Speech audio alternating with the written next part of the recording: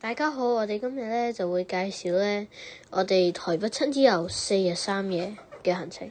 我哋 Day 1咧就會去希爾頓酒店、環球購物中心同埋南亞夜市。我哋首先咧，因為咧我哋喺香港嘅機場咧，因為咧就落大雨啦，所以 delay 咗幾個鐘啦。跟住咧，所以我哋一去到台北嗰度咧，就可以直接 check in 啦。check in 咧，我哋咧就搭咩車去我哋間酒店咧？就係首先我哋喺機場第一門下嗰度有藍色線同埋紫色線，我哋咧就揀咗紫色線，就可以搭2個站咧，就好快就到咗啦。跟住咧，我哋咧就轉環狀線啦，喺新北產業園區嗰度啦，嗰度轉啦，跟住轉到去板橋站，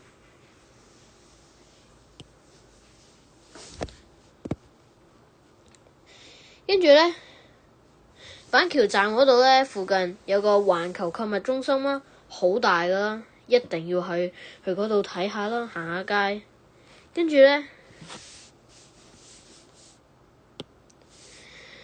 你咧就喺環狀線嗰度咧就行呢度啦，跟住喺呢度咧呢個電梯嗰度上去啦，即係喺板橋呢個站啦，就行到我哋去酒店嗰度啦，台北新版希爾頓酒店。跟住咧附近有個誠品生活新版店啦，有得買書本、日用品嗰啲啦，都一定要去睇啦。跟住我哋間酒店咧係5星級噶啦，係第一名噶啦，5星級。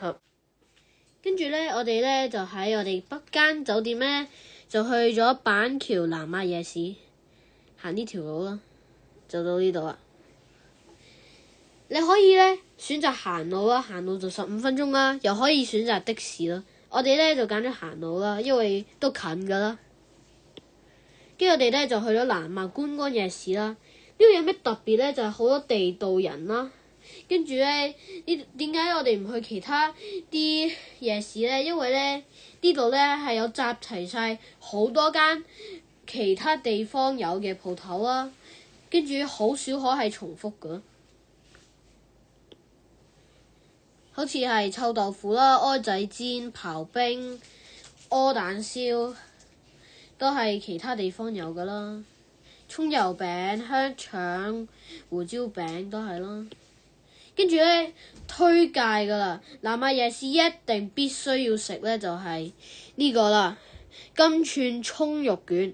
你唔食葱都好，佢都有其他味道可以揀。一口煎餃、潤餅卷、快樂 QQ 球、梳芙梨，呢個好好味，一定要食啊！梳芙梨可以有啲雪糕喺梳芙梨上邊噶。跟住咧係內脆外軟啦，